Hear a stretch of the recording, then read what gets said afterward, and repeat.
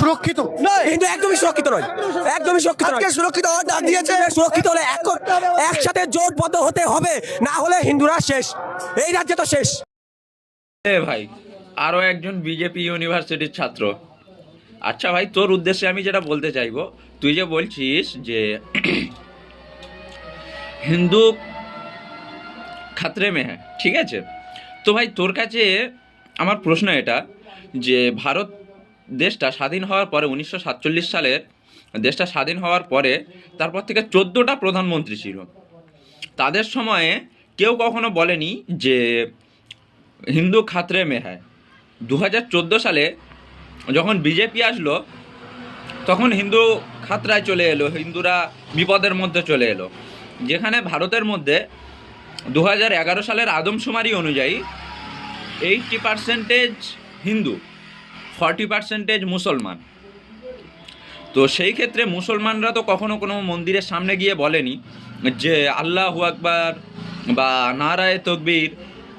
তো ভাই মুসলমানরা তো তোদের কোনো ধর্মের কোনো কাজে বাধা দেয়নি, তো আজকের তোদের এই সমস্যাটা কেন হচ্ছে ভাই, যে হিন্দু খাতরে মে হ্যায়? মুসলমানরা কখনো কি তোদের বাড়ি গিয়ে মেরেছে, না তোদের ঘরে ঢুকে মেরেছে, না তোদের জোর করে বলেছে যে আল্লাহু আকবার বল? এছাড়া তোরা জোর করে বলছিস যে জয় শ্রীরাম বলো, হ্যাঁ, আরও আরও অনেক অনেক কথা রয়েছে যেগুলো, ঠিক আছে। তো এই জন্য আমি তোদের বলতে চাইবো যে বিজেপি ইউনিভার্সিটিতে না পড়ে একটু শিক্ষার দিকেও ধ্যান দে, একটু ইতিহাসের দিকেও দেখ, ঠিক আছে। ভারতবর্ষে এর আগে 14টা প্রধানমন্ত্রী ছিল: জওহরলাল নেহেরু, লাল বাহাদুর শাস্ত্রী, ইন্দিরা গান্ধী, মোরারজি দেশাই, চরণ সিং, রাজীব গান্ধী, বিশ্বনাথ প্রতাপ সিং, চন্দ্রশেখর, পিভি নরসিংহ রাও, অটল বিহারী বাজপেয়ী,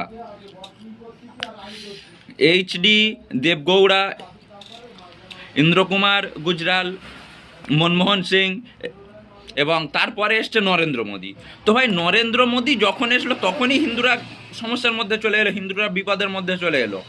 যেখানে 14% ভারতের মধ্যে মুসলমান আর 80% অর্থাৎ 80% যেখানে হিন্দু, সেখানে কি করে হিন্দুরা খাতরায় আসে বল ভাই? এই প্রশ্নের উত্তরটা ভাই আমার কমেন্ট বক্সে চাই। এই প্রশ্নের উত্তরটা প্রত্যেক ভারতীয় নাগরিকের কাছে আমার এতটুকু অনুরোধ যে ভাই তোমরা প্রত্যেকেই কমেন্ট বক্সে এটা বলে যেও যে হিন্দু 80% হওয়া সত্ত্বেও কি করে তারা বিপদের মধ্যে থাকে 14% মুসলমানদের জন্য। এখানে মুসলমানরা কখনো তো কোনো ধর্মের উপর আঘাত হানেনি, তাহলে কিভাবে হয় এটা ভাই? এটা আমার কমেন্টে বলে যাও।